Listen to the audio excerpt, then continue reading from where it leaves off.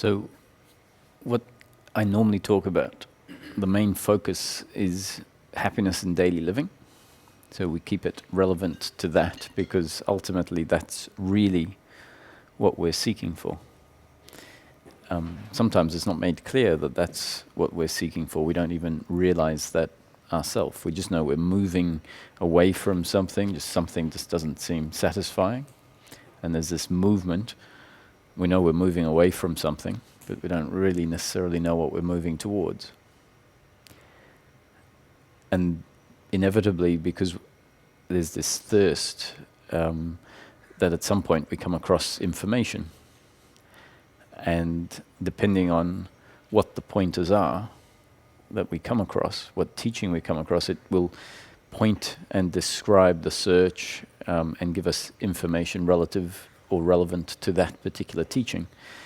And some of the teachings, because of their makeup and what they are there to undo, don't make certain aspects clear. And other teachings, obviously, so it's very hard for a teaching to do everything. They're not necessarily designed to do everything.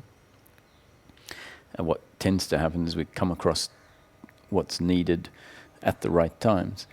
So some teachings will give us descriptions that don't actually make it particularly clear what we're looking for. It might be detrimental to have an idea of what we're looking for at some point. But at another point, this point, I'm assuming, because I'm saying it, at some point it's very, very useful to have a clear description of what we're actually seeking. And because of some other things that we've come across, the brain might get hooked on certain descriptions, certain words, certain ideas, and say, oh, this is what I'm looking for. You know, I'm convinced that it's about oneness, let's say. Or it might have some philosophical ideas about the me dissolving, about the end of separation. But what exactly is all of that? So I'm not saying that that's wrong. But what can happen is we can hear some things, interpret what it means, and hold on to it, and then seek, for many years sometimes, seek something that got put in place, and maybe it's time for it to change. And so the purpose here is let's keep it very practical and use that practical explanation of what we're seeking and what's available as something that can keep coming to mind time and time again to keep us on track. And so the thought is, or the suggestion is, that what we're looking for actually is very practical happiness for Roger in this life.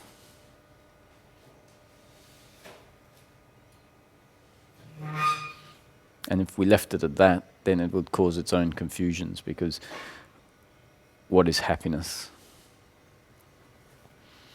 So there's a further explanation that happiness for the human being turns out to be peace of mind. Peace of mind in daily living, regardless of the circumstance that we find ourselves in. That's something that is actually every human's birthright. No human is missing anything that is required for peace of mind.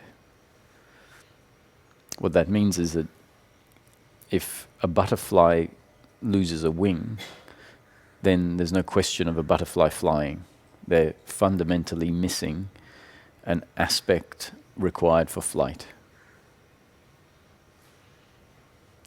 The great news is it's everyone's birthright, every human's birthright, to be at peace, to be happy in this life, meaning that no one was born missing what is needed for that. And yet, having said that, it's our birthright, and when we look at life and we look at how it unfolds, quite clearly there's not a lot of people that find themselves in a state of being able to say that they're always happy.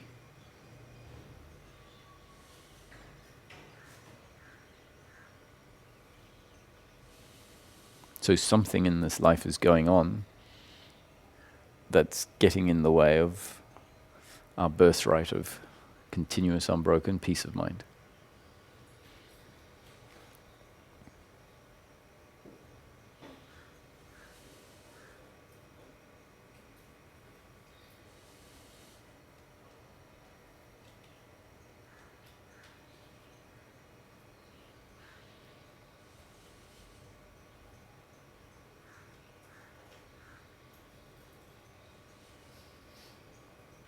It turns out that our very nature, the essence of the human being, is something very unique. If we didn't happen to be what we are in essence, then this peace of mind, this happiness, wouldn't be available to us.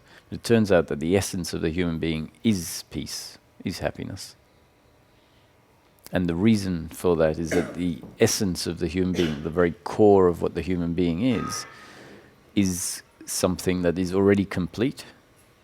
It's not something that's subject to change, or something that is subject to being added to or subtracted from throughout the course of life.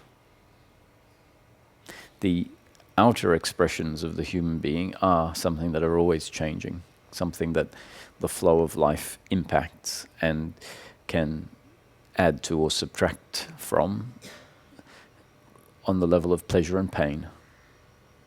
But the core of the human being, the essence of what functions through the vehicle, is something quite different to the outer expression of the human. It's something that's not really in the flow of life. And it's also far less physical than the outer expression of the human being.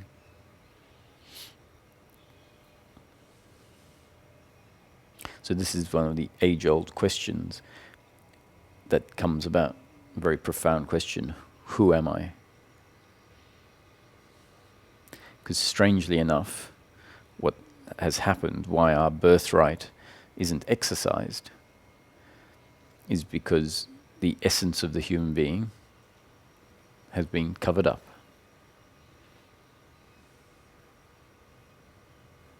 Which means that we can go through life feeling disconnected, and disconnected really means not knowing ourselves.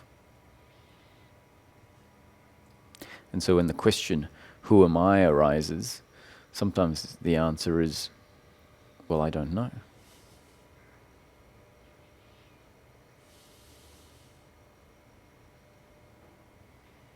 In fact, the very fact that the question arises, who am I, is an indication that a forgetting has happened. Because similarly, when we know where we are, we wouldn't ask the question, where am I? If we know where we are, if we know we're in the home, then the question, where am I, just doesn't make sense. But if we find ourselves in a place and we're unsure of where we are, then the question, where am I, can arise. And similarly, the question, who am I, is a question that makes a lot of sense when there isn't that information. And what tends to happen in these searches is that we don't end up with answers. We don't end up with an answer to the question, who am I, that I can sit down and write or express to someone else. That would be a concept again. If we had an answer, it would be something that belongs to the intellect. So we can put words onto who I am. The words are really there to serve as pointers. Because for ourselves, if we know, if there is a knowing, then that in itself is self-contenting. It doesn't need to be explained. It doesn't need to be put in words, because there's a knowing that is much more direct. And so the only reason that words are put onto this subject are in order for the words to act as some sort of pointer, some sort of guide. And it ends up being a guide that allows awareness to land on certain aspects that maybe were less noticed previously. Maybe less noticed because they weren't considered to be that important.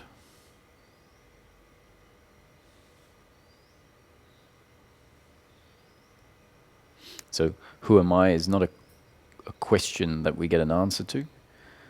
What tends to happen is the question falls away, and then we don't need an answer to the question. But actually we have an answer. The answer is in being. So when we rest in being, which is sometimes, it's something that is not necessarily known to be there, a field of being outside of our standard way of interacting with life. And if through being interested, certain pointers suggest there is this field of being, there is this position that we can take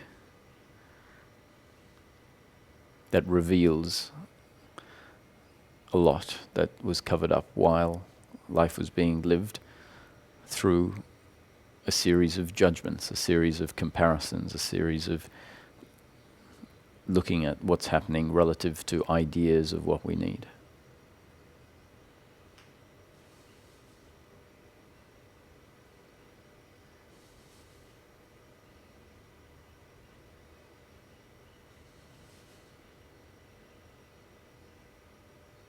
So in the, seems like today we're going to talk about I am, being. In the story of Adam and Eve in the Bible, it's, to me the Bible and many of the books of wisdom aren't to be taken literally. If we take these things too literally, we miss the point. They're metaphors, they're stories, they're parables that have a theme in them and demonstrate something. And as soon as we take them too literally, then we miss the finer details. One of the key points is what caused the fall from grace, what caused Adam and Eve to be kicked out of the Garden of Eden or heaven. And it was the point when Eve ate the apple, and the apple was a fruit of a very particular tree. In the story, the fruit was of the tree of the knowledge of good and evil. And so in that moment, what that symbology is, the knowledge of good and evil, points to the fact that once eating the fruit, then the world of duality comes in, whereby it's not so much duality in experience. The world in experience is always going to be a world of duality, where there seem to be many objects, not just one. Experientially, although there can be oneness experiences that happen, where the sense of subject and object fall away, they're peak experiences that are there to demonstrate something, to demonstrate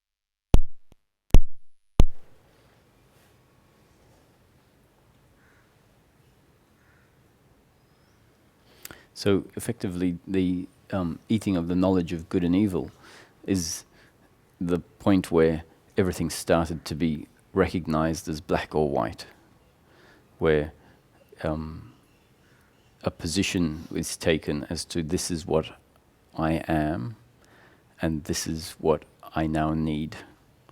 And so at that point, they became self-conscious and found themselves where there was no abundance. And what it indicates in my interpretation is that suddenly the idea of who they are as a specific entity that needed this and that, needs pleasure in order to be complete. And then anything else in life is deemed to be, is assessed from a standpoint of whether it matches my requirements or it doesn't.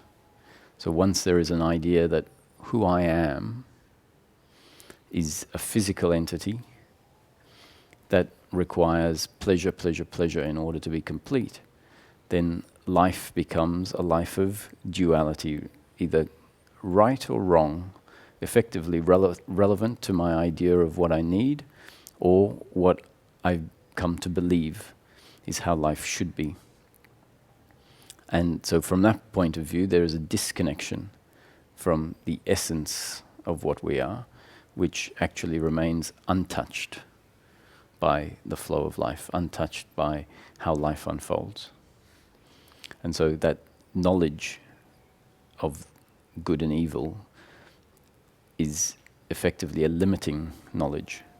It's a knowledge where the brain ideas take over, the beliefs of who we are take over, and they create this disconnect. So what is this block, this veil that has covered up our birthright of continuous peace of mind? Because the fact is that we always remain what we are. And what we are in essence, the core of the human being, it never goes anywhere. It's always there. And so why do we say, I don't know myself? Why does the question, who am I, why does it come up? And my suggestion is it comes up because life has inserted certain false beliefs about what life is and who we are. And the false beliefs primarily exist in the form that I refer to and that Ramesh used to refer to as the belief in personal doership. And the belief in personal doership can be broken into effectively two segments. One is the belief in personal doership, which means I am the doer of everything that happens through me, and the other is the same, a separate independent entity in control of everything that's happening in each moment. And the other half of the belief in personal doership is, as the doer, as this entity, I require pleasure in order to be complete. I require circumstance to be a certain way in order for me to feel complete, or to be complete. And that base set of idea that base belief that I've just described is a very, very complex net of beliefs that are put in place, all supporting that base belief. So we have a whole list of shoulds and shouldn'ts, and those shoulds and shouldn'ts are effectively beliefs about what I need, what society has said I need, what society has said, how society says I should behave, and how the other should behave. And this belief system creates a sense that this is what I am.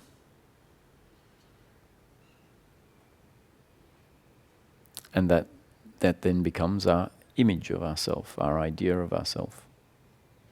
That I am this separate entity with complete independent free will to do whatever happens. And that the other is the same. A separate independent entity in control of everything that happens.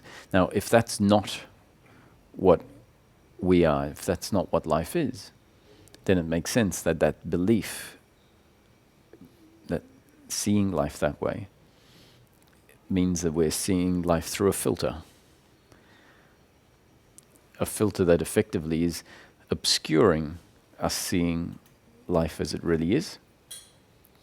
And that means obscuring us seeing or knowing ourselves as we really are.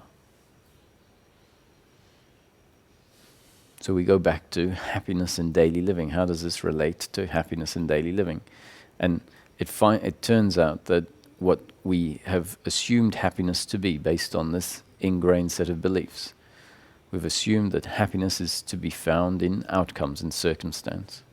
And we know that that belief is in place by not by seeing it. We can't necessarily see like a computer file that we can't look inside and see the belief that I need X, Y, and Z in order to be complete. But what we can see is we can see our movement in life. And if we observe what we're moving towards, what we find, what we value, what we put all our energy into, and if we observe how we feel when something gets in the way of that, when life unfolds in such a way that we are unable to get what we think is so important, if we observe this movement and how we feel, then we can conclude, wow, I do have this belief that my completeness, my happiness is to be found in the future in outcomes. And it's not just a belief, it will arise as a feeling. So we can see, we can feel that life unfolding a certain way feels like a complete attack on who I am. Now, this isn't to say that we should start judging that as being wrong. Because what we find is that if we judge that, that becomes another form of insisting that life is a certain way, insisting that I need something to be different in order to be complete.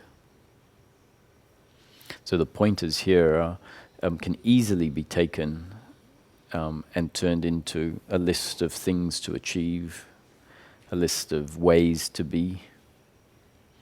And if that's how the pointers get integrated, or if that's how they get interpreted, what we'll find is that it creates more suffering.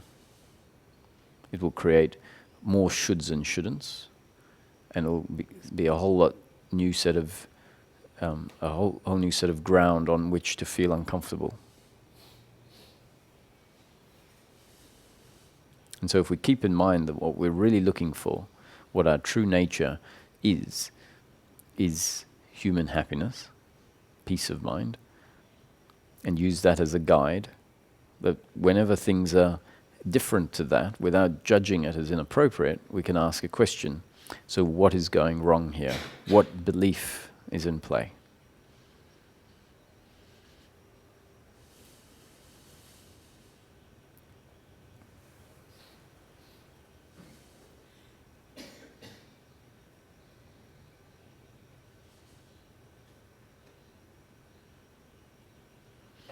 So this peace of mind, this happiness for the human being, turns out to be not something that is an addition. It's not a feeling. It's not something we gain. It turns out to be the absence of suffering. And the absence of suffering comes when the absence of the false idea of who we are falls away. And that false idea of who we are is the veil. And so when suffering falls away, which means the false idea of who we are has fallen away, what's left is a revelation of our true nature.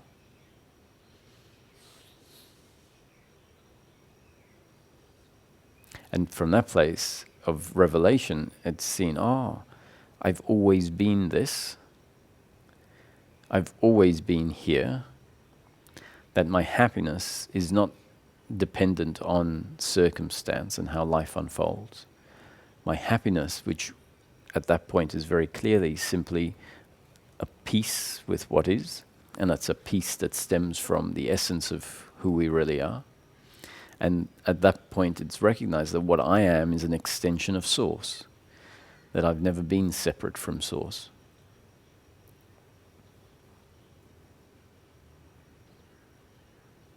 And so there's this aha moment. Oh, I've always been this, as in that which is seen to be our true nature. And this never requires anything more than what is.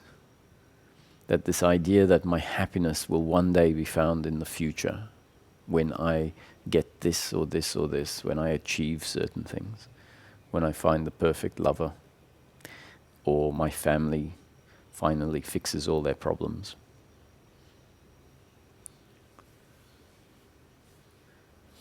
When my boss stops asking me to do meaningless things.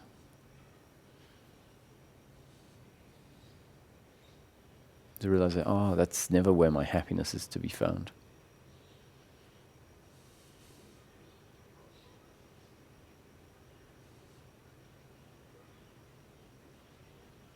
Which is why it's available right here and right now.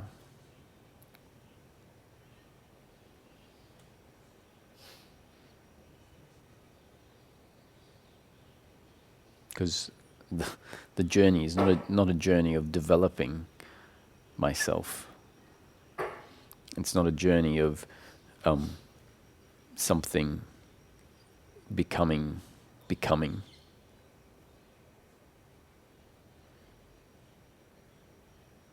There is a process. There is a we could say learning. And actually, it's more unlearning. It's the throwing out. It's the recognition of the errors that have been set in place. And they're not errors that we set in place. This is the whole point, that there's the belief that I am the doer, that I make things the way they are. And with this belief, when someone hears that there is an error, straight away the belief says, oh, if there's an error, I must have made it. Or the other caused it. So the sense of personal doership, which is attached to outcomes, will also hear about the end of suffering and say, oh, okay, thanks for that. Now I'm going to go on my way and I'm going to make this happen. And this is the paradox in life, is that it makes so much sense based on how we see life as this logical unfolding cause and effect with me as the subject. Then obviously I have to make things happen. And the complete paradox is that what we're really looking for and who we really are only manifest when we completely stop doing all of that. That logically seems to make sense. So the human is designed, is programmed, including this set of false beliefs,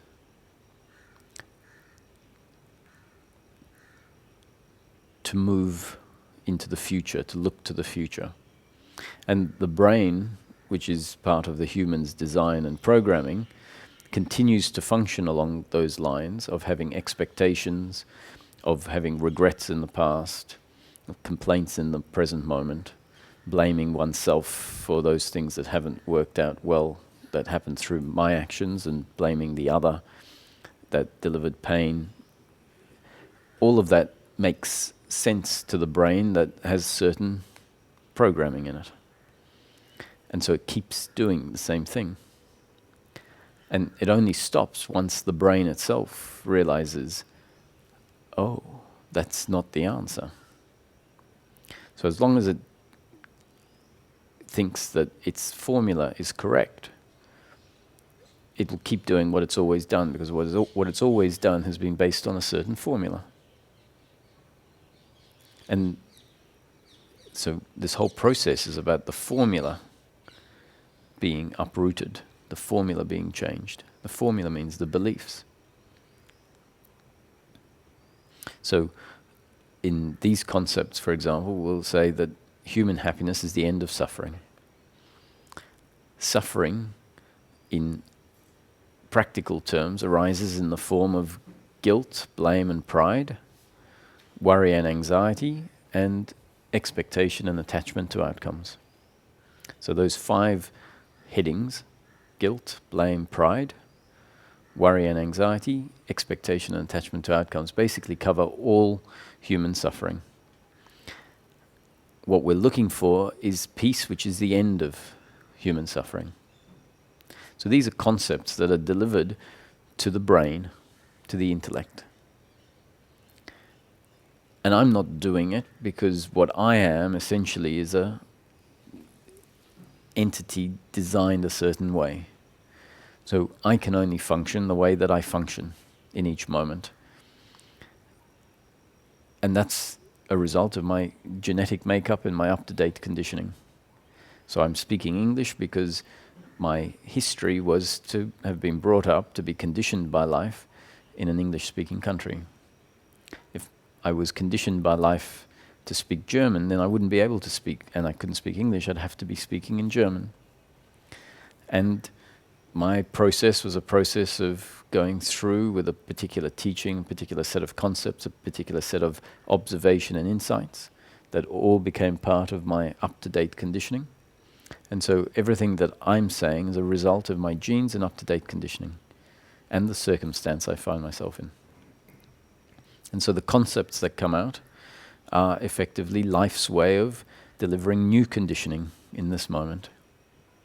So whatever I say is new conditioning. And how it is received by everyone else is not in my control and not in your control. A thought might arise that says, this doesn't make any sense. In fact, it's nonsense. If that thought arises, it's part of one's genes and up-to-date conditioning, a result of genes and up-to-date conditioning. It seems like that's my thought, and I was in control of that thought, and I will decide whether I listen to this or not.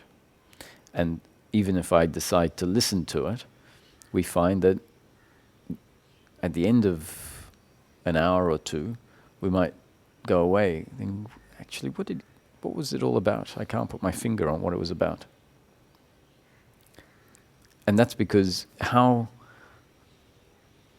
everything unfolds actually is a happening and not my doing. So these concepts, simply new conditioning that life is delivering, and life delivers new concepts moment after moment after moment, and those new conditionings change our up-to-date conditioning. They can add to our existing beliefs, or they can radically change our existing beliefs.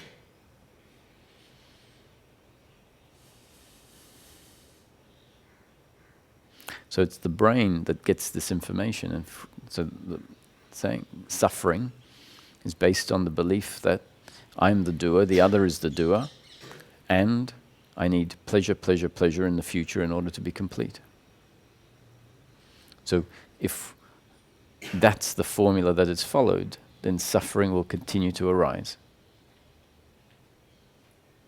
If the brain gets reprogrammed, effectively what's happening is the brain is now got new information that says, the formula is that I've been following is not so useful. In fact, the formula I've been following is what's causing the problem. And the brain, if the brain was talking to itself, which it does all the time, would say,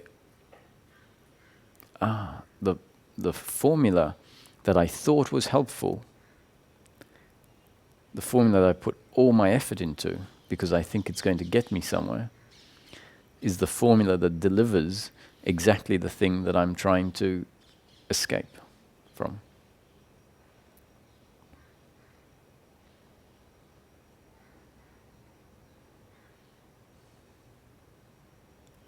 So when the brain actually clicks at some point that it just needs to stop, that's exactly what can happen. Actually, stopping becomes something that's really easy once the continuous habit of not stopping is seen to be really unhelpful.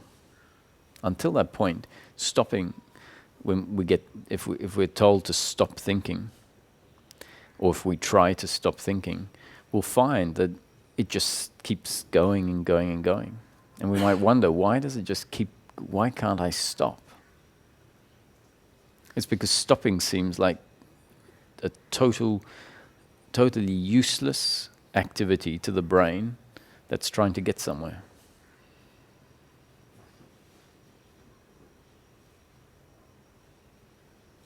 As soon as it stops, it starts up again, because it's got a mission. It's got a mission to solve our unhappiness. It's programmed to do that. And its programming is control life in order to get circumstances such that you have decided will give you happiness.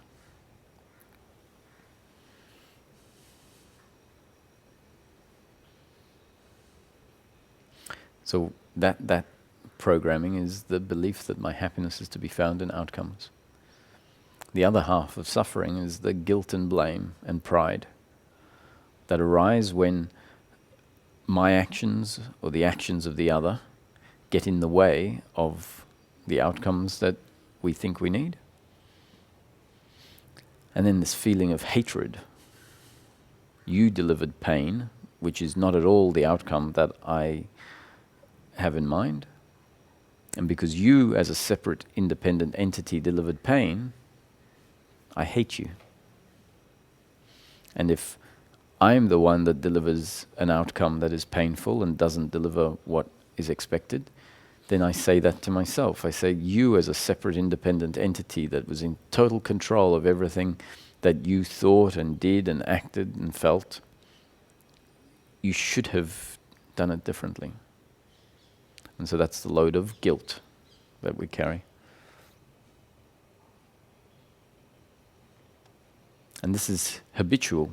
As soon as someone does something that delivers pain, which is not at all our picture of how life should be, we blame them.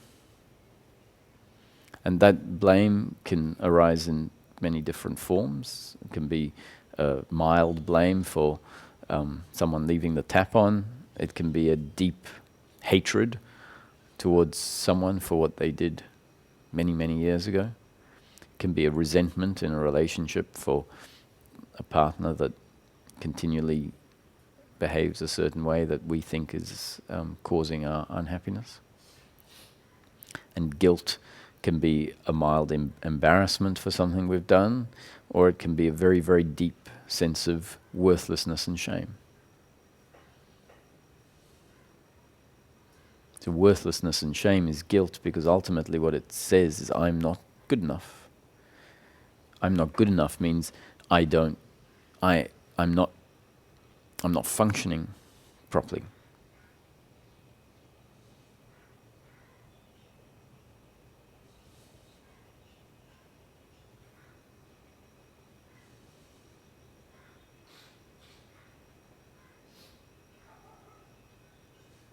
So how can we investigate this and see that actually what I do and what the other does is not so much my doing or their doing, but a happening? And the investigation is really quite simple. The belief is very, very deeply ingrained, such that we don't see it as a belief. This is who I am, the doer. But that sense of, it really is a very deeply ingrained belief.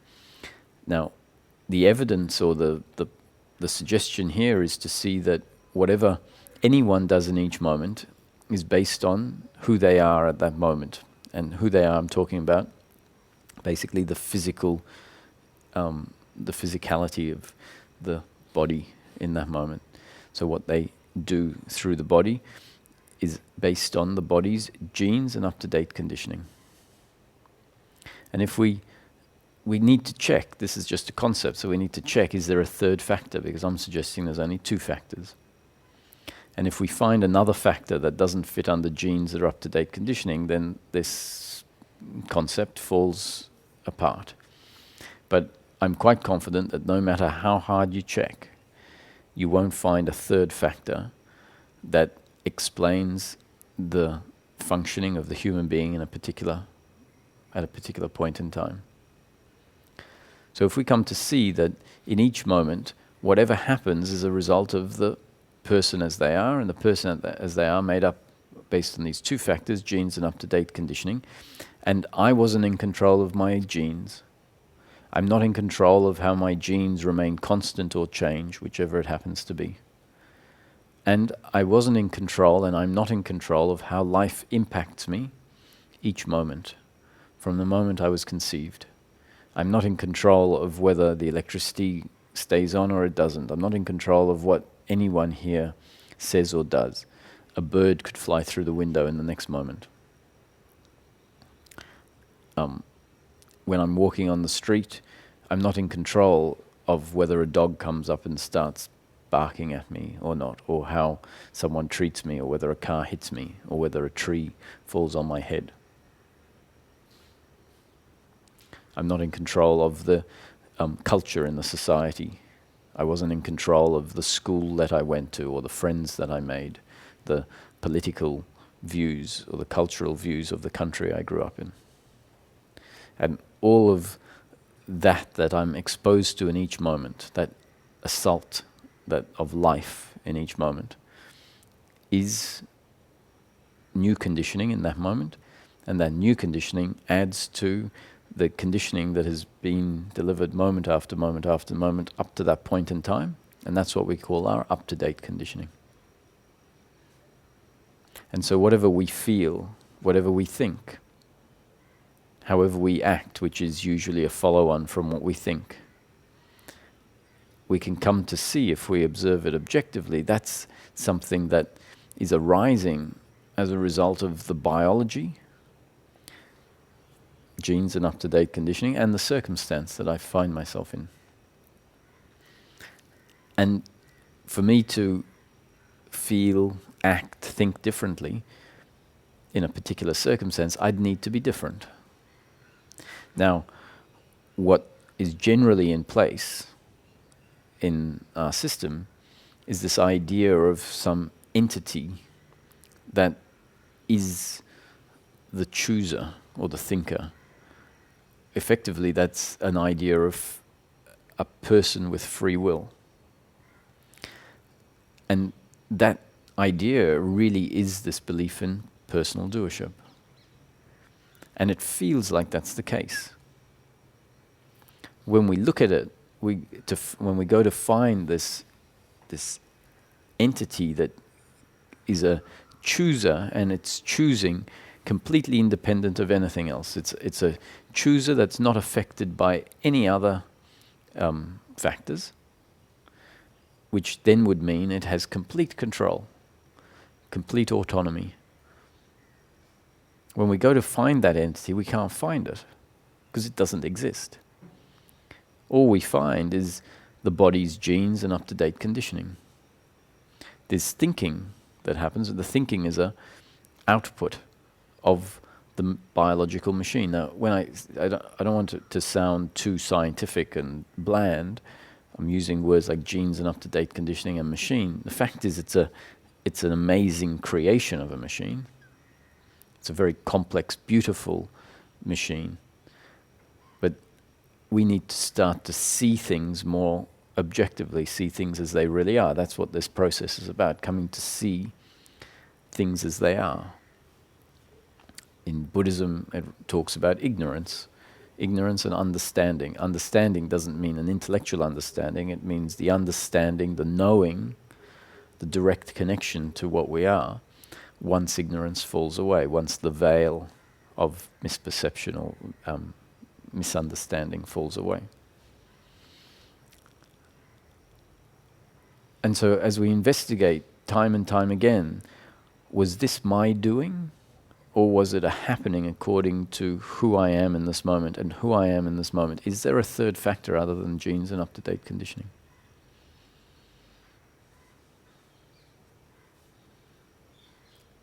And so the suggestion is that these concepts really have to be applied for oneself in everyday living. and verified for oneself. Because if they're not, if the interest isn't there to really say, is it true? Is this accurate? If that interest isn't there, then the concept at best will remain an intellectual understanding. And as an intellectual understanding, it doesn't go very far in countering the deep, deep ingrained beliefs. And that means that when we find ourselves out in daily living, life will impact us and this explosion of suffering will happen based on the deeply ingrained beliefs. But if we find an interest to start investigating, and the investigation doesn't have to be a particularly complex investigation because the problem is quite a narrow problem. So the investigation simply needs to be along the basis of, was that my doing? Was that the others doing, or was it a happening? The problem is the depth of the false beliefs, the intensity of the false beliefs. It's not a very broad set of false beliefs, but it's a very deeply ingrained one. So that's why the investigation needs to happen, which verifies the concepts time and time again. And as they're verified, the concepts go deeper and deeper and deeper. The intellectual understanding goes deeper and deeper and deeper until it eventually uproots the deeply ingrained misunderstanding. So Ramesh would suggest activity. He wasn't one to suggest a lot of practices.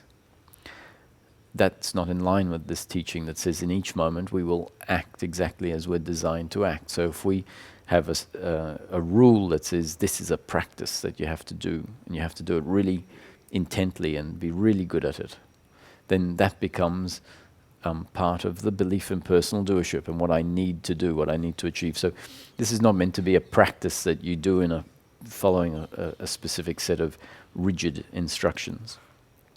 Hopefully it will just happen because you feel like doing it. The thought will come up, and the thought will come up because of your genes and up-to-date conditioning. That's why anything happens. And so here's the new conditioning, the description of what the practice is, that may become part of our up-to-date conditioning, and then we might see the practice happening. And that is that at some point during the day, maybe at the end of the day, sit down quietly and ask yourself, out of all the activities and events that happened during the day, which one do you think you are sure that you did, was your doing? So a whole lot of them you might say, well, I'm not sure whether I was the doer of all of those happenings or those events, but this one thing, I'm certain I was the doer. And then investigate it for yourself.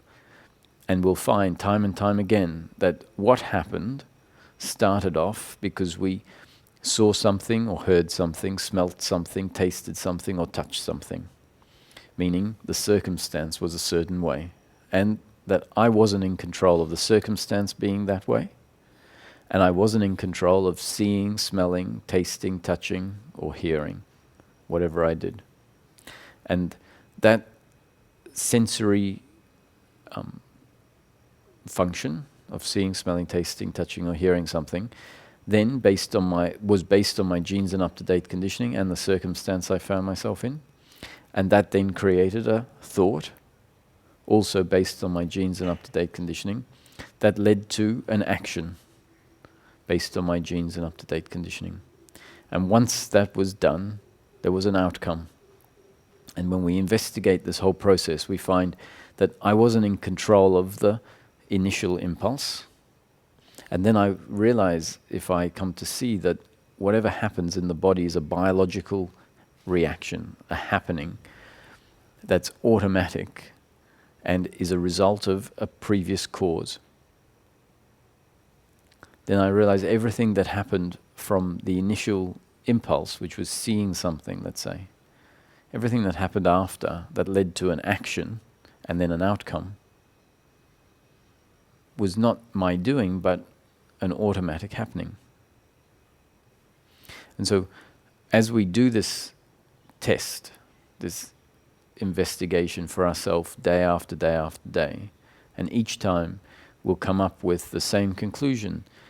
I simply am not the doer. That was a happening and not my doing. And then we can come to see that life is continually unfolding like that.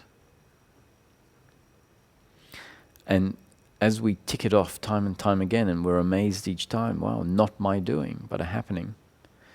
What that tends to do is starts to experientially uproot the belief. So at the beginning of before doing this investigation, someone might come in and say, hey, what do you think about this non-doership principle? It seems a little wacky to me. I'm very much the doer. I'm talking to you and I'm asking you the question. And so the person who's about to embark on this 30-day investigation for themselves would say, well, yeah, I'm a bit skeptical myself, but I've decided to do this investigation whenever I feel like it. And we'll see what happens.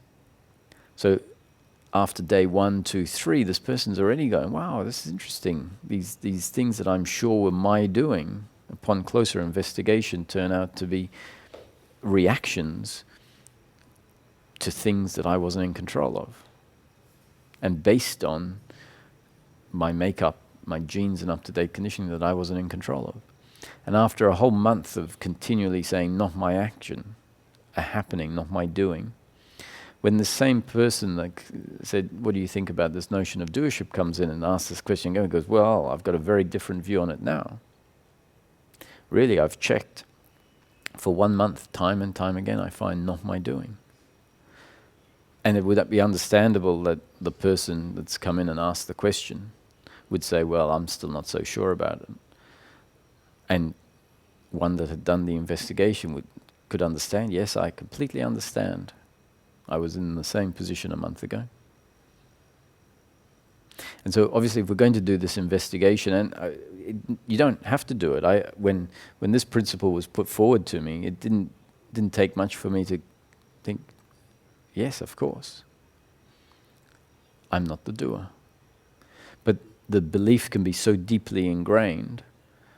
What it means is that deeper down there is a belief, even though intellectually we can understand I'm not the doer.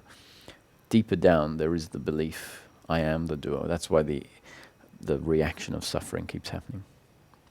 So if you do the investigation, even though it makes sense intellectually, then it's bound to penetrate deeper and deeper.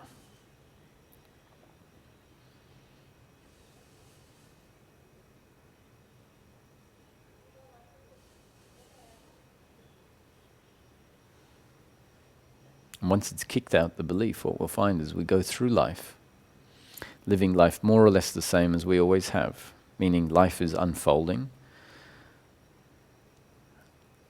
We still feel the experience is still of being this that is separate from that. The feeling is that in each moment I have to do what I feel like doing. So there is the feeling of free will that remains in place. The feeling of free will is a gift, actually, especially once it's seen to be a feeling and not actually a reflection of reality. So we still end up living life as if I'm the doer, doing in each moment whatever I think or feel I should do, knowing that what I think or feel I should do is actually life unfolding, exactly as it's destined to unfold. A creation, a story of life designed not by me, but by an immensely creative source that has actually turned into the story of life.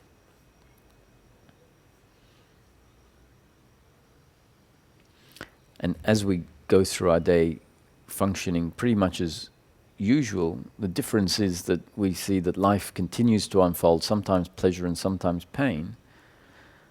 And now there is the absence of something. The absence of this load of uncomfortableness. Uncomfortableness towards the other for what they have done, what we thought they did that was an attack on me, and the absence of the uncomfortableness for what happened through me that I previously saw as a complete failure. on my behalf.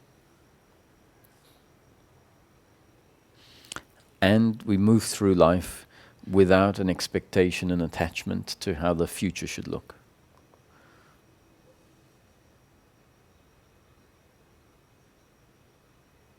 That being the case because there's a recognition of our true nature as this belief starts to fall away. A recognition, what I am, what I've always been. In essence, at the core of my humanness, is something that I can rest in each moment, and regardless of circumstance, regardless of how good or bad things are turning out, I can rest in my being, and from that place, circumstance is not so relevant. Circumstance is known not to be an attack on who I am. And so that connection to oneself, which at first is intermittent, comes and goes, but as it's known to always be there, as a resting in it more and more often, then at some point we remain seated there. We remain grounded in the heart, let's say, connected to ourself, which also means a recognition that I'm connected to Source, that whatever happens through me has to be a function of Source, not my doing.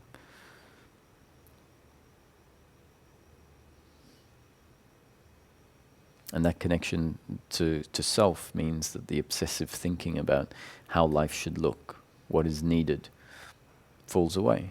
And so if there's a silence, it's the silence of the thinking mind. The noise that the thinking mind was continually delivering to the present moment through this obsessive regret about the past, expectation in the future, and complaints in the present moment, all the guilt and blame.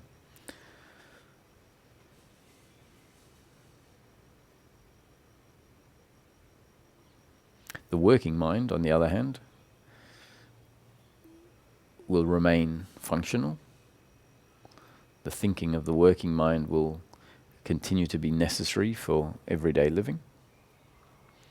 And so thinking in general isn't the problem. We'll continue to have thoughts about how much money I need to take on holiday, what time to order the taxi to get me to the airport on time. So that thinking is not of the nature that disturbs our peace of mind. That thinking is not based on a false idea of who I am.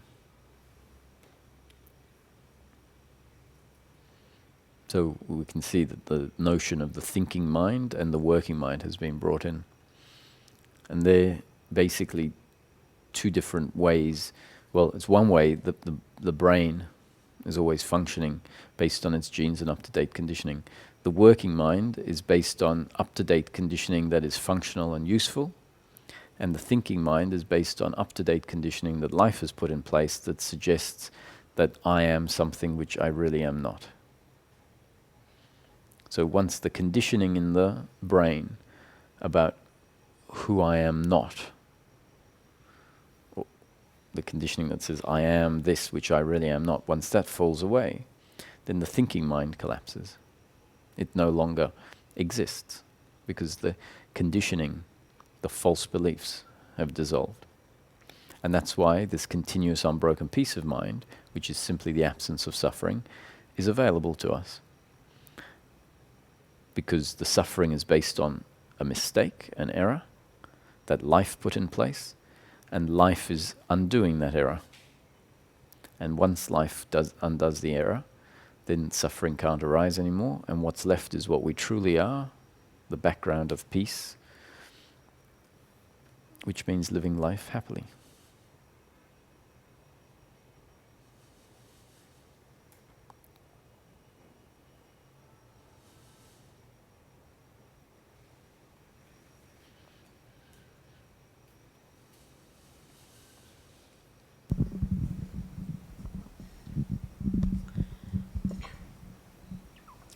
The lessening of the working thinking mind does it mean that making the choice is more from the working mind? Or is it the same thing as living from the heart than from the intellectual mind? Right, very great. So the thinking mind includes in it a whole lot of shoulds and shouldn'ts. All of the shoulds and shouldn'ts exist in the thinking mind. They're part of the strategy of how to live that says, this is what if I live this way, I will get what I need. And one of the deepest beliefs of what we need, I say pleasure, pleasure, pleasure. The deepest pleasure is love. So love, beautiful as it is actually part of the flow of life. Well, love from the other anyway, part of the flow of life. And our incompleteness, this feeling which comes from this false belief of who I am, actually tells me what you need is love. And so society tells us how we should behave. And when we don't behave that way, we get the opposite of love. We get in trouble. And when our family tells us how we should behave and we don't, we get the opposite of love. And so we find ourselves with our own sets of shoulds and shouldn'ts that say, this is how I'm going to get the love from the people that I want. And so when we're functioning from that place, none of the other faculties of the body get heard in the decision-making process, because the thinking mind is saying this is the most important thing and this is the way it's going to be delivered. So as the thinking mind dissolves, as the beliefs in the thinking mind dissolves, what's left is the biological entity of the body still, with genes and up-to-date conditioning. Now, up-to-date conditioning, as we've touched on, is not the problem. It's only a particular type of conditioning in the up-to-date conditioning that's the problem. So the body is always going to be conditioned. Language is conditioned, how to walk, how to use a knife and fork, language, all of that is conditioned. And in each moment, with the thinking mind not in operation, we still find ourselves in life needing to make choice. That's how life unfolds. And so when we rest in the heart, which already means that we have had to come into the body, because resting in the heart means a dropping out of the head. When we rest in the heart, we tend to be much more aware, one, of the circumstance, and two, aware of the body. And so then we can make decisions based on what we feel like doing. So my suggestion is to feel, which doesn't mean to do all the things that are just pleasurable. This feeling can be a much more rounded feeling. And I would suggest use the guide of what you feel like doing as your instruction. And I see it as my instruction from God of what to do in each moment. And that feeling is now going to be a result of your biological feeling of, let's say, feeling hungry, an intuition, let's say, could be another aspect that contributes to the overall feeling. And also the intellect. The intellect is an amazing and very, very integral part of daily living. So the intellect that is not the intellect of the thinking mind, which the thinking mind is misguided. But the intellect that is remaining has the capacity to assess situations, to look at potential outcomes, and assess those outcomes. And we still have, as part of our up-to-date conditioning, biological preferences, which means in each moment we're going to prefer some things over others.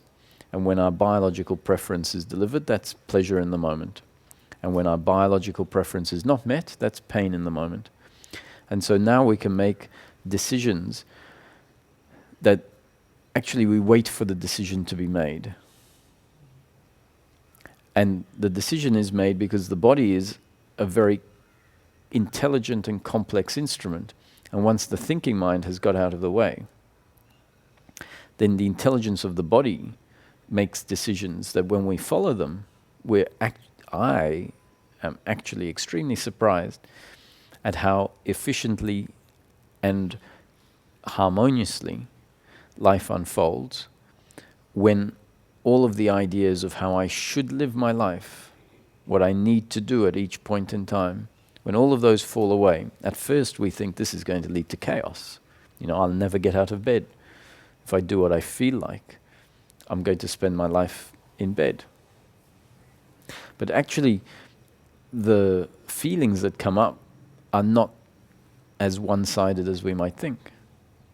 The feelings that come up, from what I've seen, seem to be very synchronistically timed with life unfolding in a very efficient and beautiful way.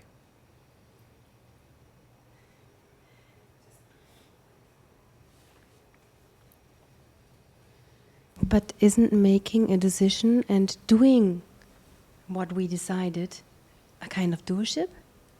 So this is great.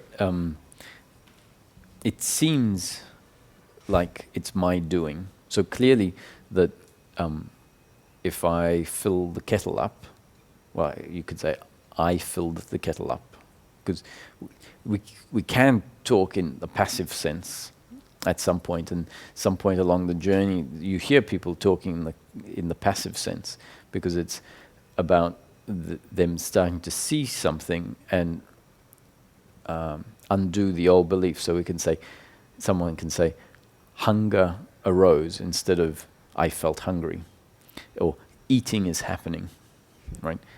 It's not how we end up living life. That would be very annoying to go around speaking in passive sense. But for a while, when we're shifting from an attitude of seeing it as my doing, then language can change so that where it says like eating is happening rather than I am eating, because it's deepening the realization that actually what seems like my doing is actually just happening. And so when we look at decision making, we find that we're in a particular circumstance with a series of options available. So let's say we're in a restaurant and we have a menu in front of us, and there are 10 meals on the menu card. And we look at the options, and the brain is able to understand the options based on its genes and up-to-date conditioning, and based on the preferences in that moment. And we never really know what our preference is. Our preferences are always changing. So based on our preference in the moment, one of the options stands out. And at some point, a decision is made. Decision really means that one of many options is picked. But if we look at that process and see that the picking of an option is actually all of this functioning of the body based on its genes and up-to-date conditioning, then we start to see that, this choice that happened, there's very clearly a choice, one of 10 items, one got picked. This choice is choice, but it's less my choice or my doing than I previously thought. Only when we see that the thinking and the feeling is not something I created. But can you then please define doership? What is doership? Yeah. So doership is not about whether you do something or you don't do something. Sometimes people hear about this doership and they think, in that case I have to sit on the couch and do nothing. Doership is not telling anyone to do anything or not to do anything. It's simply a description of life. So the principle of non-doership, which is what I'm really saying, is that we are not the doers. That's just a description of life. So it's an attitude, or it's not about what happens, but rather about how to see what happens. To see what happens as a happening and not my doing or the other's doing.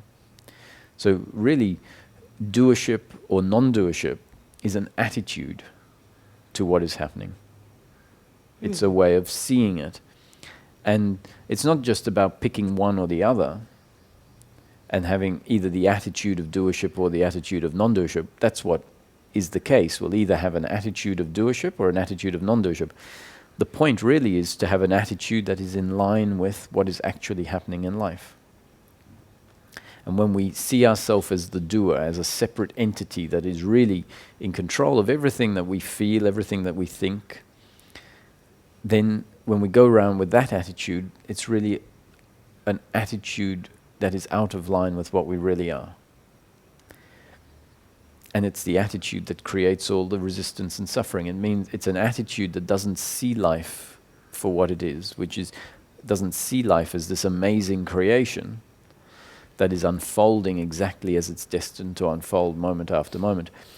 When we find ourselves surrendering, for want of a better word, surrendering, actually it's a surrender from this belief in doership, where we some grace happens, and if I just stop, life won't collapse.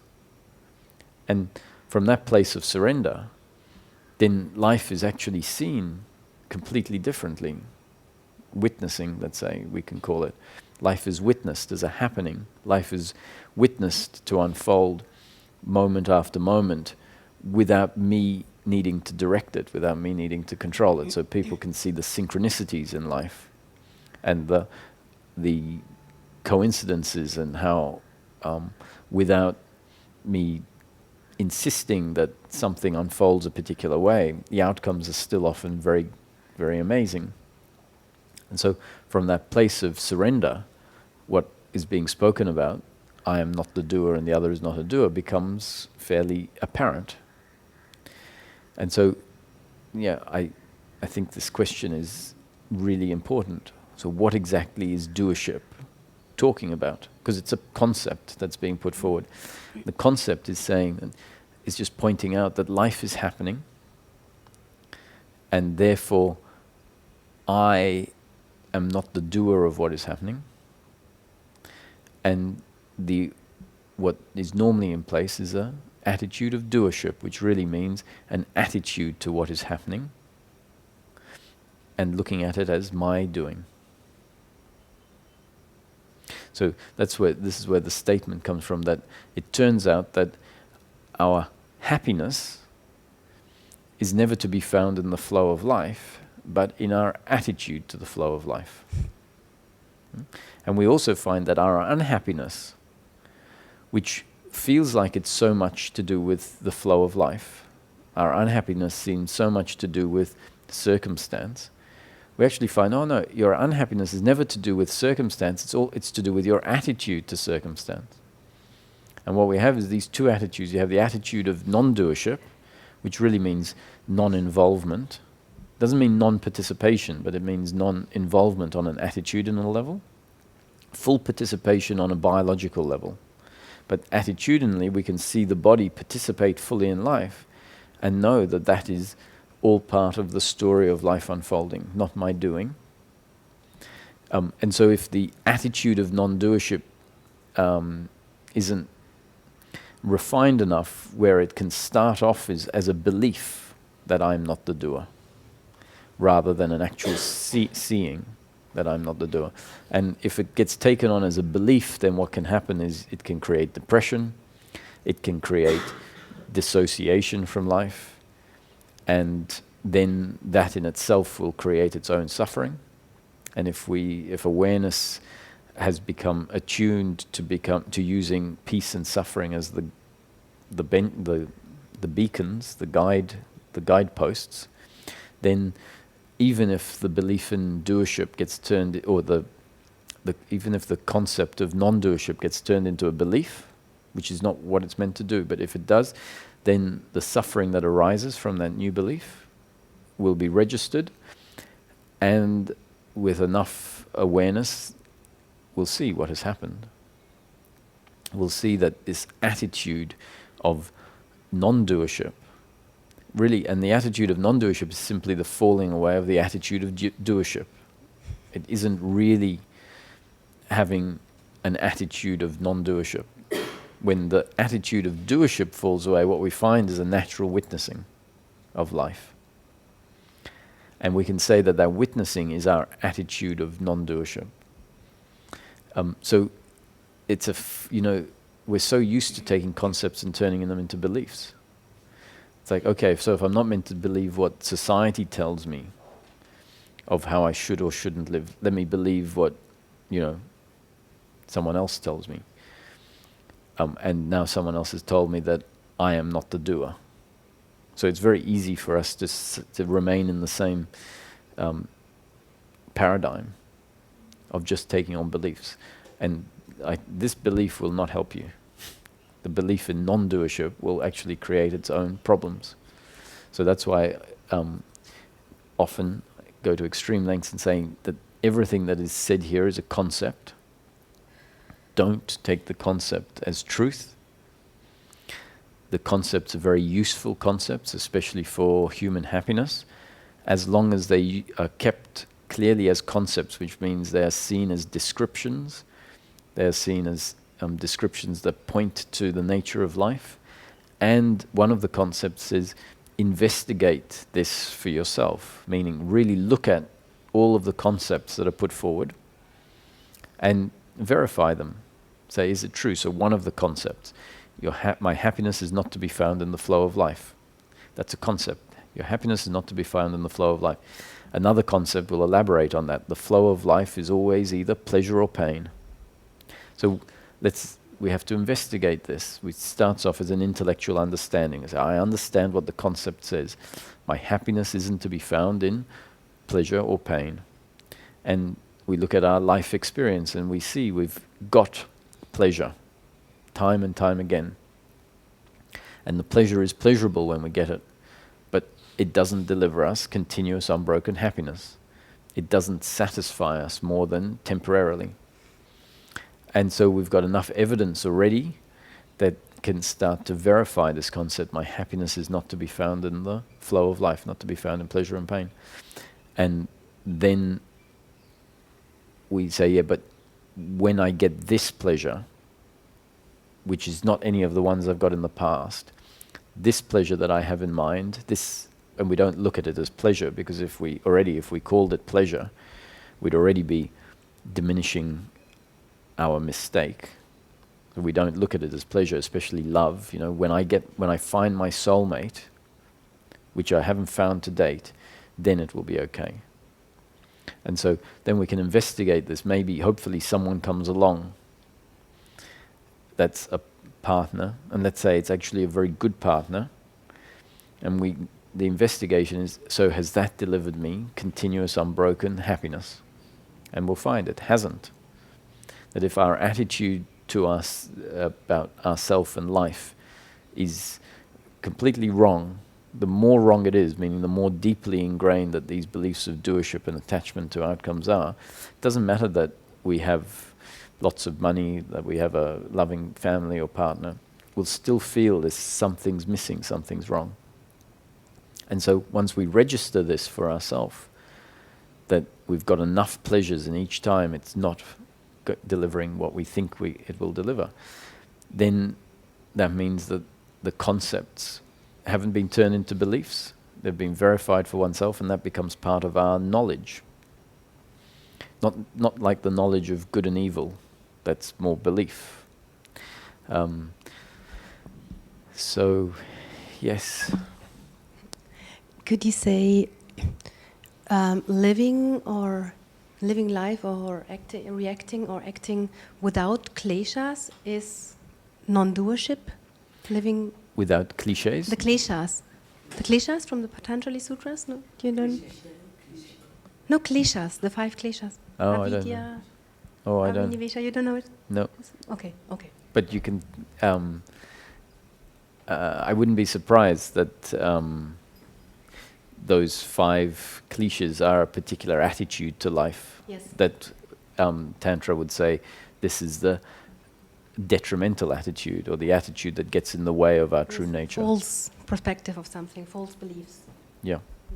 Yeah, so if that falls away, if those fall away, then we will find that we are being lived, actually, is how I like to see it, that in each moment I feel like I'm being lived. I'm not the liver of life, but it's living through me. And without those false beliefs, then then what you said. Then I live my life as a non-doer. Doing in each Doer. moment exactly what you think or feel you should do. Yes. Knowing that when you do what you think or feel you should do, that is actually not your doing, Yes. but a happening, that it's exactly what is meant to be happening in life. Yeah. And you'll do that then, even knowing that the outcome is not in your control. Yeah. Having done what you think or feel you should do, the outcome still can be what you want or not what you want. And then with this understanding that I'm not in control of the outcomes, and furthermore that outcomes are only pleasure or pain, not my happiness, and actually not the other person's happiness. The other person may well be attached to outcomes. So if something happens through you that delivers pain for them, they will see it as their unhappiness and they will blame you. And that's another form of pain in the moment. Their blame is not your unhappiness. If you receive their blame and it turns into guilt, then that becomes your unhappiness. Now, this doesn't mean that we go through life doing things and saying, who cares, that's how it was, tough luck. That doesn't end up being the way that we relate to non-doership. It's, I do in each moment what I feel like, knowing that what I feel like is based on my genes and up-to-date conditioning that I wasn't in control of. Knowing that the outcome, not in my control. And yet, if something that happens through me hurts someone that I love, or even a stranger, doesn't stop me from in that moment saying, oh, I'm really sorry that what I did hurt you. And not just as a, play with words, but really you mean it, like, I didn't mean to hurt you, so I'm sorry. And then it's seen that saying sorry is also part of the story of life unfolding based on your genes and up-to-date conditioning. To the extent that we have this belief inside that says, oh, I'm not the doer, so who cares? That might be part of the transformation. It's how it sort of starts off. And then we find, no, this doesn't feel right to just... And that it not feeling right then delivers a refinement. And that refinement is part of our genes and up-to-date conditioning, which then says, oh, what happened through me, which wasn't my doing, delivered pain. And then we might feel like, but I want to do something to fix that. Not my doing also. And that's when life is really, the beliefs, even the belief of non-doerships have really fallen away. And then we find that we're functioning, sometimes delivering pain to the other, but then also hopefully being considerate. Naturally, not because someone has said you have to be considerate. You naturally don't want to see the other hurt, especially if you can do something about it.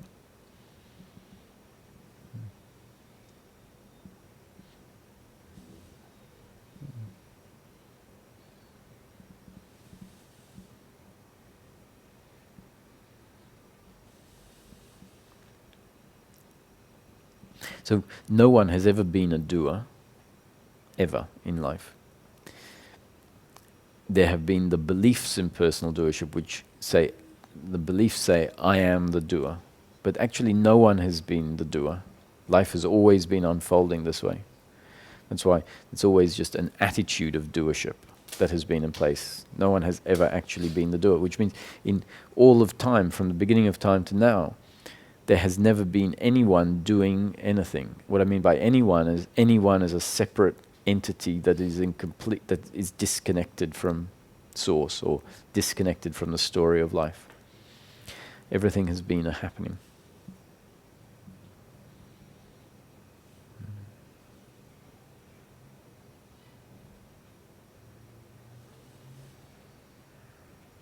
And this belief in personal doership is so deeply ingrained because it's contained in the body often. And it's deeply ingrained because of the way that life has been seen in the past, when intense events happened in the past. And based on the attitude that was in place in the past, when an event happened, the reaction was, you hurt me, and I hate you for it. So if we were abandoned or disrespected in the past, attacked in the past, the attitude in the past is this attitude of doership, that I am this separate entity, yours that separate entity. What I need is love and pleasure in the flow of life. And so when an event happens that totally turns what we think we are and what we need upside down, then this feeling of hatred comes up. And because it feels so uncomfortable and it's unreconcilable to us as to how someone could have done this to us, the feelings at some point get pushed away, get suppressed. And when they're suppressed, what gets suppressed is this belief of personal doership that was there at the time of that event. And so the belief in doership is not just on a conscious level. The belief in doership is actually deeply, deeply ingrained, which is why the non-doership concept comes in at an intellectual level, and until it really starts to sink in deeply, deeply, deeply, where we, at some point we say, I just simply can't see anything that happens as someone's doing. Like really, it does not make sense to see what happens in the moment as someone's doing. Because it's very clear that, the person getting angry in the moment has been designed by life, has been shaped by life to be like that. And so their anger is impersonal. Even if it seems is directly directed at me, that's pain in the moment. And but how could they do it differently? Obviously, there's the preference. It would be nice if they had done it differently, because we'd prefer pleasure than pain. But with the clear, deep understanding that anger is a biological reaction, and even the blame, if they've got a very strong sense of personal doership and they're completely blaming me for something that happened, then that's part of their genes and up-to-date conditioning, just the thinking mind conditioning. So anything that happens through me or the other, at some point, can't be seen as personal.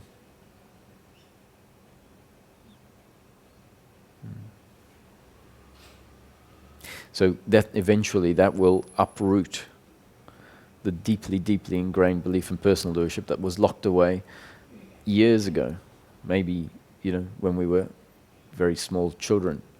And in fact, the concept, as in my experience, also has to include the fact that this belief in personal doership was locked away in other lives, events from other lives. Now that doesn't mean my past life, but it just means a life that happened that somehow is linked to this life. So Roger hasn't lived a past life. Roger only exists because of this particular body.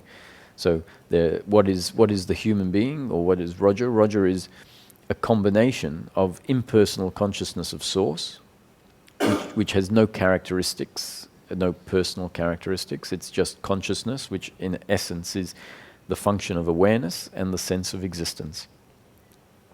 And so that's like the electricity or the power. And that power links to this vehicle, and the vehicle is completely conditioned and personal and unique. So I don't mean personal in the sense of personal doership, but just it's unique. It has a certain flavor to it. And that's the same for all humans. We're all unique vehicles into which the impersonal consciousness of source is linked and is functioning as personal consciousness. And if you take source, impersonal consciousness of source out of the human, there would be no human experience. So the awareness, the being that is the personal consciousness experience is only there because impersonal consciousness of source is linked to this body and functioning through it. And so we could look at it as the human being is like an appliance in the house, and there's lots of different appliances that are designed to do different things and have very different designs from each other. And there's the one impersonal electricity that plugs into all the appliances. And as that electricity functions through the appliance, it picks up the characteristics of the appliance, and then there's an output, which is, sound from a radio and pictures from a television, movement from a fan, heat from a heater. And so there's a unique output of each of the instruments or vehicles, but the input is not unique. The input is the one same input. And so another analogy is you have a colored lens and white light going through a colored lens, and then red light, let's say, coming out if it's a red lens. And so the red light is the personal consciousness experience, the rogeness. And rogeness is a result of the lens or the body and the white light or the impersonal consciousness. And that's the same for everyone. It's just that some lenses or some bodies include this not some, most, it seems to be the story of life, include this belief in personal doership. And so that affects the personal consciousness experience. And so when this body dies, Roger dies with it. There's no question of Roger. Who is Roger? Roger is a combination of the impersonal consciousness of Source that has no characteristics, functioning through this vehicle. And the Rogerness is here now. When the vehicle is burnt or buried and dissolves, there's no possibility that Roger can be here. And so Roger hasn't lived any past lives. Impersonal consciousness of Source links to a body, and then when the body dies, impersonal consciousness returns home, and then relinks to another body, and at the same time is linking to all of the bodies.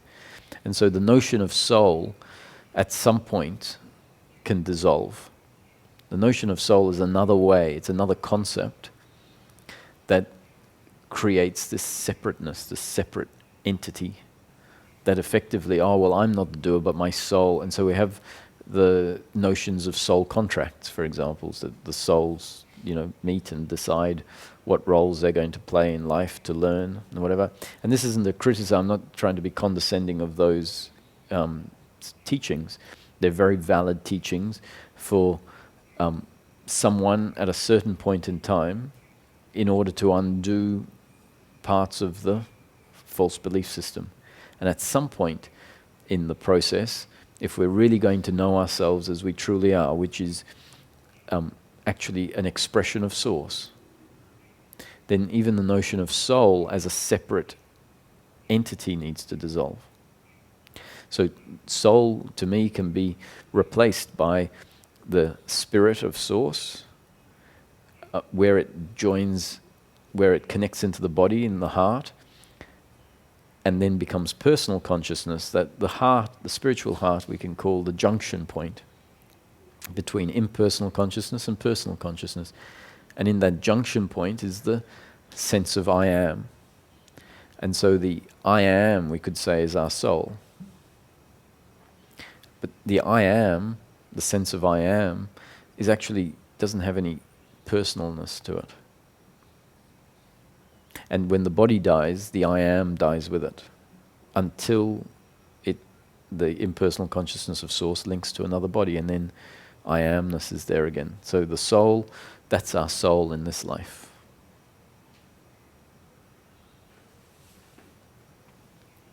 Oh, just before I go on, so talking about lives, this ingrained belief in personal doership. In my experience, there were memories that didn't relate to this life, and in the memories, there was clearly a belief in personal doership in those memories. And as the memories were allowed to be there and not resisted in a way that they may well have been at some other point in time, as the memories were allowed to be there and the existing understanding of life as a happening was applied to that memory of that event, it was able to be released, I guess you could say. If we have an existing idea of life as being very personal and I'm the doer and the other, if that memory comes up, then the hatred that is locked away could just be reinforced by our existing attitude to life. But if our existing attitude to life changes, then the past memories can come up. And I guess that's what atonement is.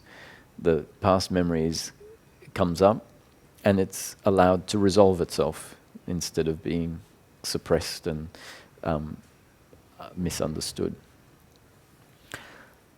So that's how deep the belief in personal doership can be, because it comes from, our relationship to events that happened in the past.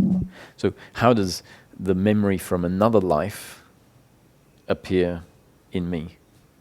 And the question is, we don't really know anything. We just at the end, but the concepts are useful. The concepts can be there. So my concept is that when the body dies, Roger dies with it, but the unresolved energy of this life doesn't die with the body. The unresolved fears, desires, talents even, because talents can be linked to pride. When someone has great talent and they think, I am the doer of this, that is a form of doership. So that's the unresolved. And also insights. When insight happens, the wisdom is part of this packet that gets moved along. But it's very important to see that this packet is just data. So Roger dies and some belief, let's say, remains in this packet. Or that's what the packet is, it's just the beliefs. But it's not Roger. It's data that can be stored on a disk. And once the unresolved is stored on a disk, we can either look at it going into a pool, so the disk is broken into many little fragments like a piece of glass and mixed into a big pool, and then a new birth has a handful of this unresolved stuff. Not from one person necessarily, but from the pool. And talking about it from a pool is good because it sort of breaks this idea of a transmigrating me, which is part of that belief of a transmigrating me is actually very linked to this belief in personal doership. So this handful comes out of the pool and gets deposited into the new birth as part of its up-to-date conditioning. And then the destiny of that life will follow on from those unresolved things. And that's how we could explain, a child project, amazing musician, let's say. How do they know how to do that? And it's just because some of those unresolved talents from a past life were included in their makeup. So hopefully we can see this isn't about an individual that travels through births. And strangely enough, so is there such a thing as reincarnation? Not in my mind, not in the way that is popularized. And actually it's popularized because in Hinduism or Buddhism, rebirth is spoken about. Actually in Buddhism and Hinduism, the final realization in the Hindu or Buddhist teaching is the realization of liberation, where we step off the wheel of birth and rebirth, where it no longer applies to us. And that realization is, there never was anyone to be born and reborn.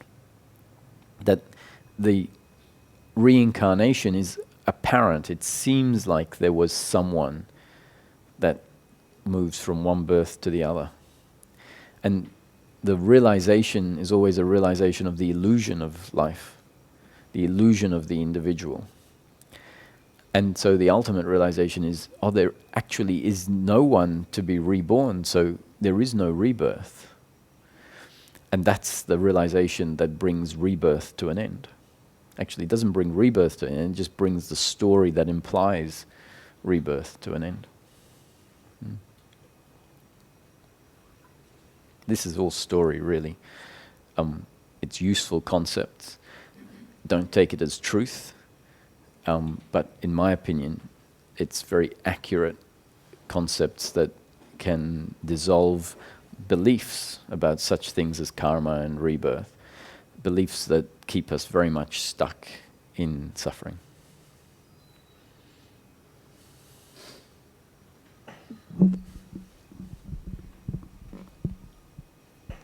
So if in any moment I wanted to fall back or come back to I am, how would I do that? So, practically understandable way. Mm-hmm. I mean, apart from words like it's the personal consciousness or the awareness or the source. Mm-hmm. So the most important, so the question is, how can I rest in being? How can I rest in what I am, the essence of the human being? One of the important things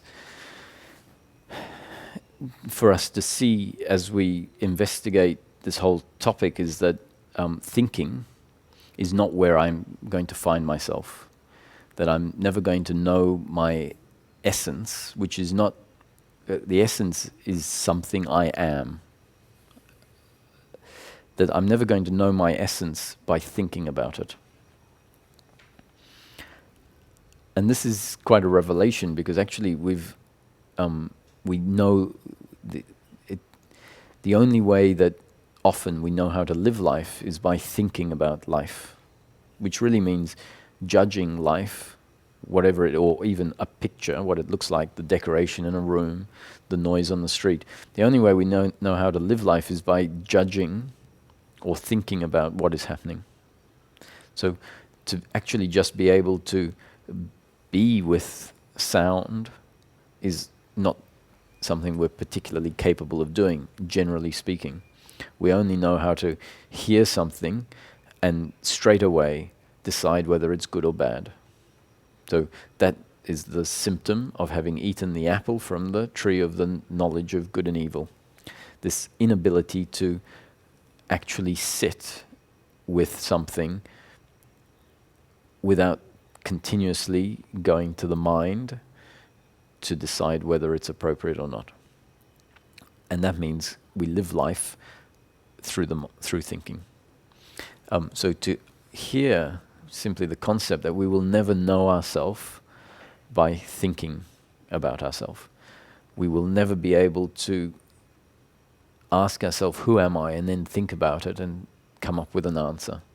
So that's very much in line with what you said, is we don't want to, this knowing, resting in being, resting in I am, is not about saying, oh, I am impersonal consciousness linked to a body, functioning through that body as personal consciousness. That's a description that we can put forward that's very useful. Once things are seen, then we can put words onto what is seen, but we know that the words are just concepts, they're not actually yet.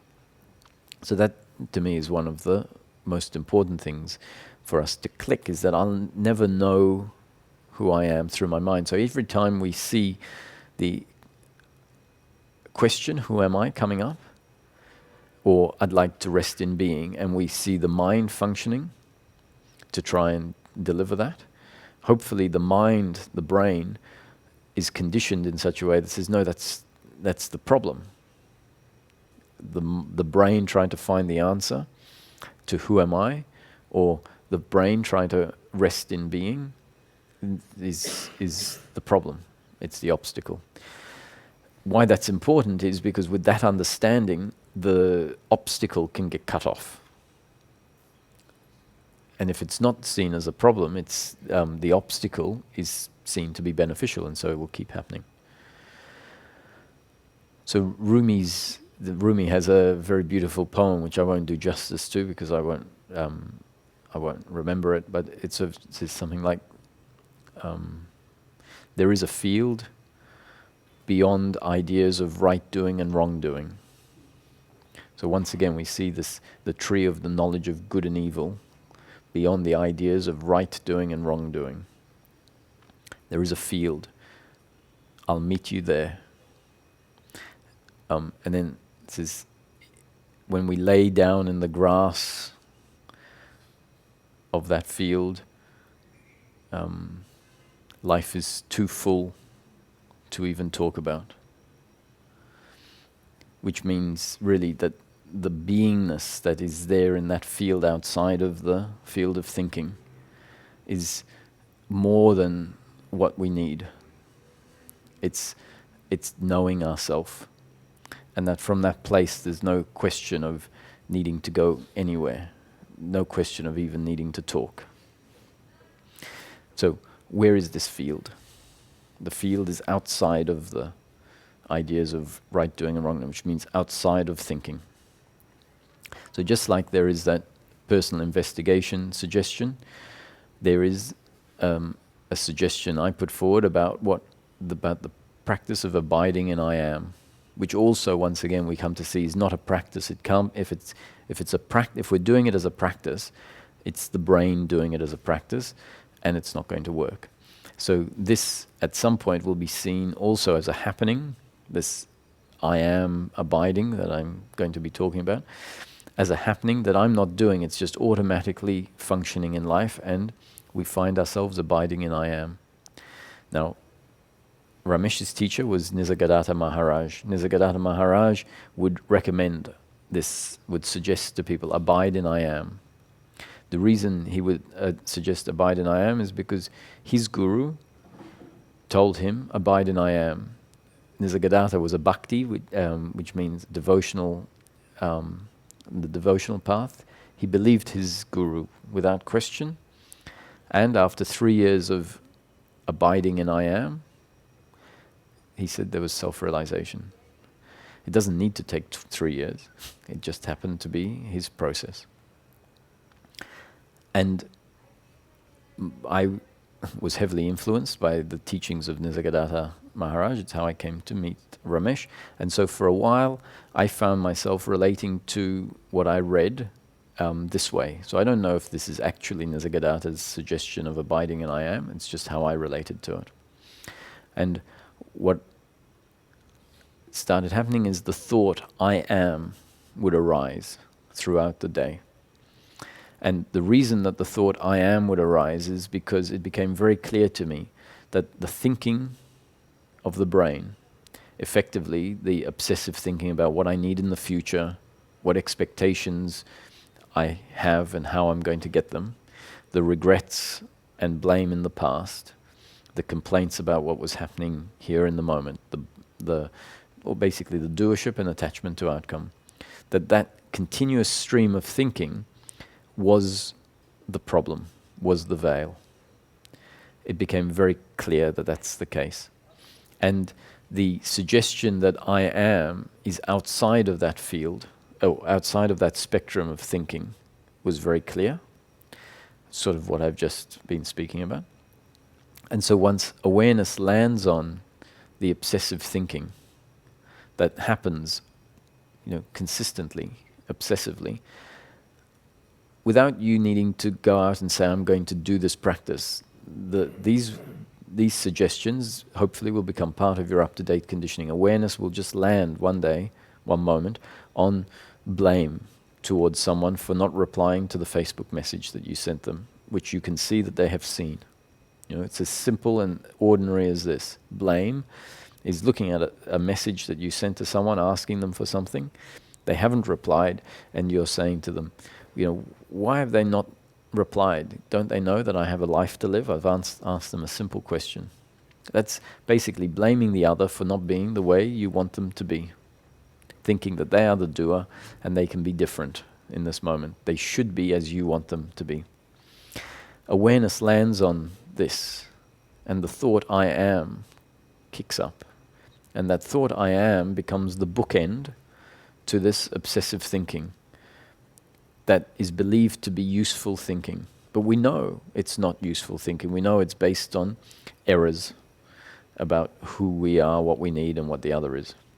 And so automatically the thought I am comes up and cuts off the thinking. Now that's the first part. If we, in this moment, you might like to practice it, the center of consciousness, actually the home is not in the head. It's been dragged up into the head, and we've become used to living with the center of consciousness in the head. We're looking out of the eyes all the time. And actually the center of consciousness is happy to drop down into the chest. That's the spiritual heart. Ramana Maharshi, if you've ever read any of his teachings, would mention the spiritual heart is just slightly right of center.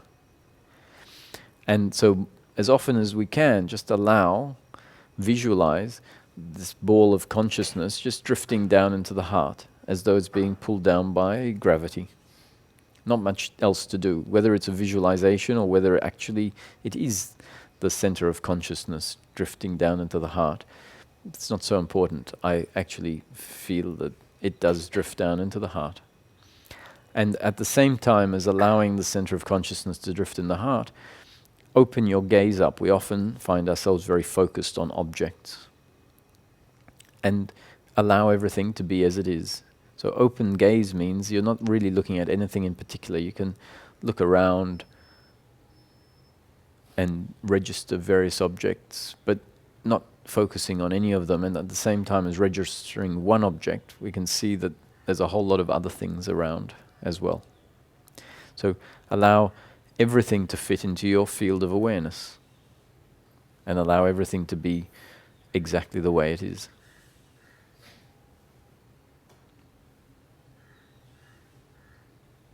Without needing to think about what is seen, just using the sense of sight and awareness of sight. And so the combination of the center of consciousness in your heart and an open gaze already means that the thinking is harder, and it's harder for the thinking to happen.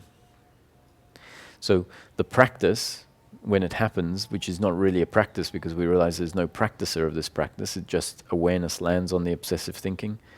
The thought, I am, kicks up and cuts off the obsessive thinking. The center of consciousness is allowed to drop down into the chest, which really means when the I am kicks off the thinking, there's a gap and drop into the chest, and we can see with an open gaze that actually I'm aware of life from somewhere different.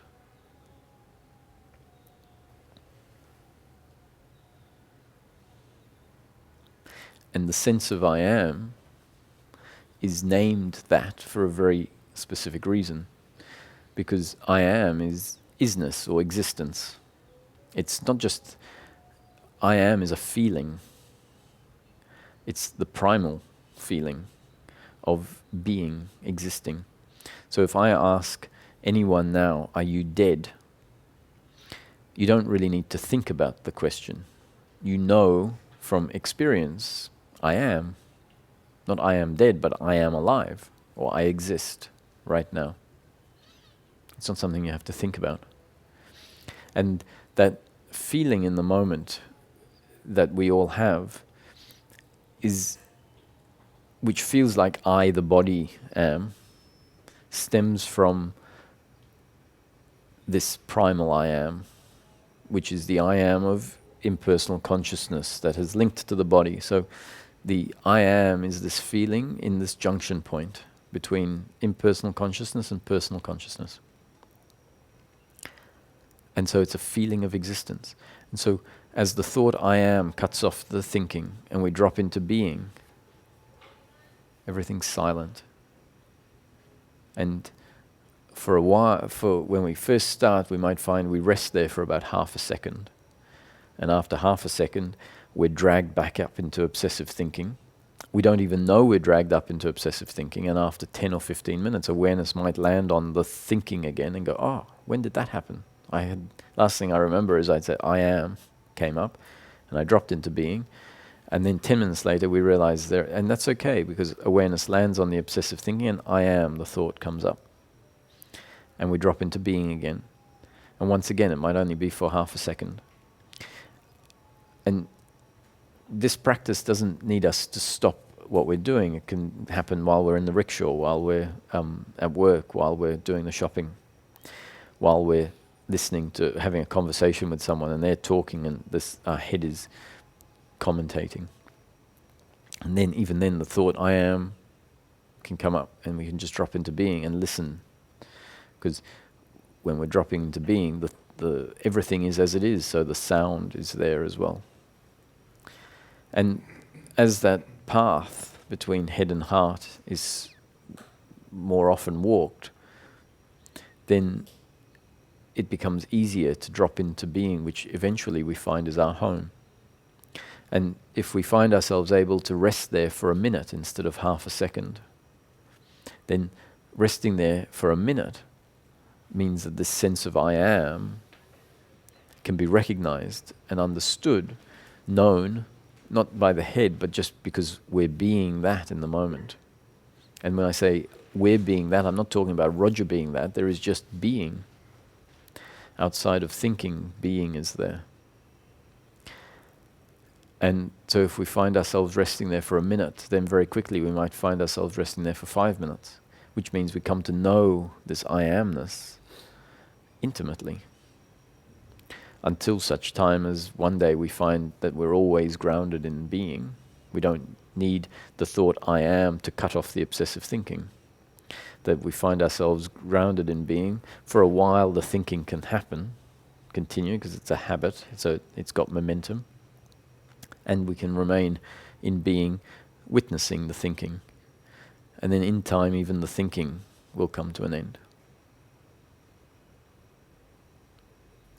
So that's the practice.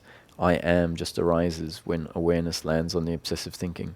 And I am cuts off the obsessive thinking because we know this is not serving a purpose.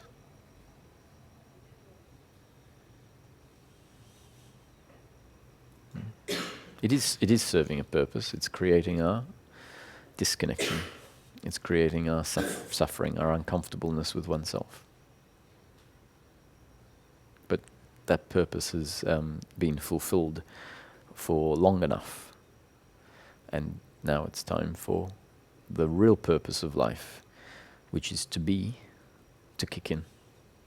And the reason I can say that the purpose of life is to be, or to be happy, to be at peace, is because when the belief in personal doership falls away and we find ourselves at peace regardless of circumstance, that's when we find that the seeking stops. And until that happens, seeking continues. And if seeking continues, then we can assume that, the purpose of life, the one that I don't know about, but the one that intuitively the seeking happens. And I'd say intuitively seeking happens because intuitively it's known that suffering, although it's very common, is not our true nature. And so seeking happens. And whenever we get anything other than peace of mind, being, seeking continues. And when we find ourselves resting in being on a continuous basis and peace of mind there on a continuous basis, seeking stops. So we can conclude, this is the purpose of life. And so this takes us back to the very beginning. What are we really looking for in practical terms, so that we can use that, because we can see with all of these concepts, we can easily get lost in philosophizing. So come back to what are we really looking for in practical terms. We're looking for happiness in daily living. Happiness in daily living for the human being turns out to be not the attaining of anything, not even bliss or oneness, but the oneness and the bliss experiences can be there to show us and to undo a lot of the errors. But in the end, it's about peace of mind in daily living, the absence of suffering. Living still as Roger, knowing that Roger is actually a vehicle through which impersonal consciousness is functioning, that at the destined time, the story of Roger is going to come to an end, that the whole story of life from beginning to end has already happened. It was all created before time and space even came into existence. Time and space is part of the story. And the ultimate source of all of this is nothing. That this is the presence of everything that has come from source at rest, which is nothing. And once everything has exhausted itself, which it does in every moment, it returns to nothing and then remanifests as everything. And we don't see the gaps, so we see a story of time and space. And at some point, that story of time and space is, for Roger anyway, is going to be finished. And ultimately, the story of time and space as an overall story at some time will be finished. This This universe that we know as the only universe, the universe of time and space, is just a blink in the eye of creation, of consciousness. It has created this universe as one of infinite potential different sorts of universes. And so when the story of Roger comes to an end, at its destined point in time, then that's the end of this experience. And with the understanding that when Roger dies, when the body dies, that's not the end of what I am. The essence of what I am is impersonal consciousness that is not affected by the end of the story. And so that's where the fear of death then falls away from. And essentially our suffering is when life unfolds moment after moment, and it's received as a assault on who I am, a mini death. I didn't receive the job promotion I wanted, a mini death.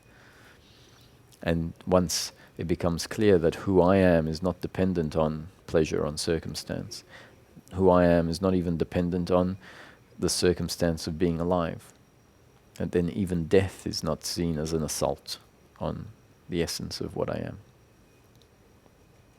And all of that condenses down into the absence of misunderstanding, and we get to live as Roger, doing very ordinary things, living a very ordinary life,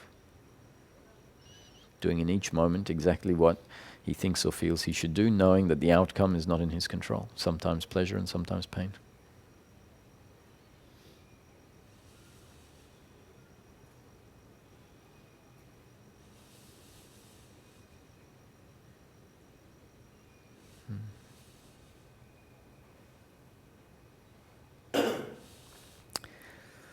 So, I think we've come to the end of today. Thank you.